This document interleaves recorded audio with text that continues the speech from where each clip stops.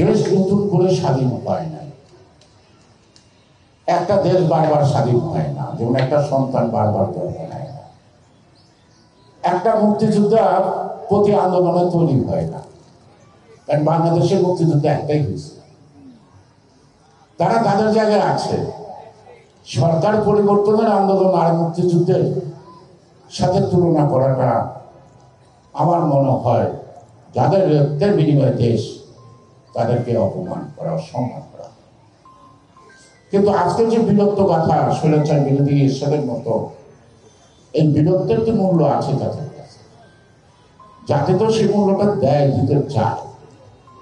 এখন এই বিলুপ্তটা যদি আপনারা নিতে ব্যর্থ হন, তার দায় কিন্তু ভবিষ্যতে আপনাদেরকে বহন করতে হবে। আমি 1962 সালের শিক্ষা আন্দোলন থেকে আমার রাজনীতির হাতে করি, মুক্তিযুদ্ধ সরাসরি করলাম। কিন্তু 1991 সালের সম্ভবত সেপ্টেম্বর বা অক্টোবর মাসে আমি মন্ত্রিসভায় শপথ গ্রহণ করলাম, তার আগে কখনো সচিবালয়ে যাইনি। আজকে যারা নব্য মুক্তিযোদ্ধা, যাদেরকে আমরা মাথার তাজ রাখতে চাই, তাদের কি কাজ ঘন ঘন সচিবালয়ে? একজন খ্যাতনামা ব্যক্তি, নোবেল পুরস্কার প্রাপ্ত, তাকে তো অজ্ঞানী বলা যাবে না, একটা জ্ঞানী ব্যক্তি। তার উপদেষ্টা মণ্ডলীতে যাদেরকে নিচ্ছে, আমি মনে করি তারাও হতে যোগ্য।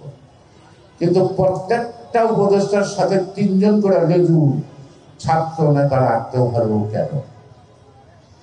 কোন আইনের বলেন,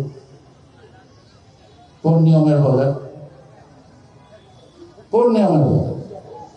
সুতরাং অর্জন যদি দেশের জন্য করে থাকেন, আন্দোলন যদি দেশের জন্য করে থাকেন, বাংলাদেশের জনগণের গণতন্ত্রের মুক্তির জন্য যদি ফ্যাসিবাদকে পরাজিত করে থাকেন, তাহলে জনগণকে গণতান্ত্রিক অধিকার পাওয়ার সুযোগের লড়াইতে থাকবে।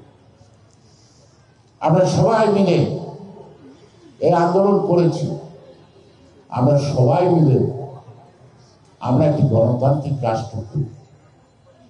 গণতান্ত্রিক রাষ্ট্র করতে পারলেই আমাদের সকলের জবাব কিন্তু আমরা পেয়ে যাব।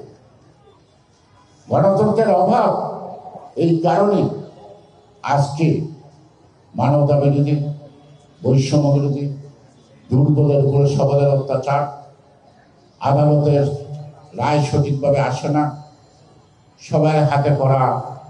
এখন যেই পুলিশ আমাদের হাতে করা দিচ্ছে জেলখানায় বা জেলে দিচ্ছে, তারা এখন হাতে করার সামনে না, পিছনে হাতে করা দিয়ে আসছে।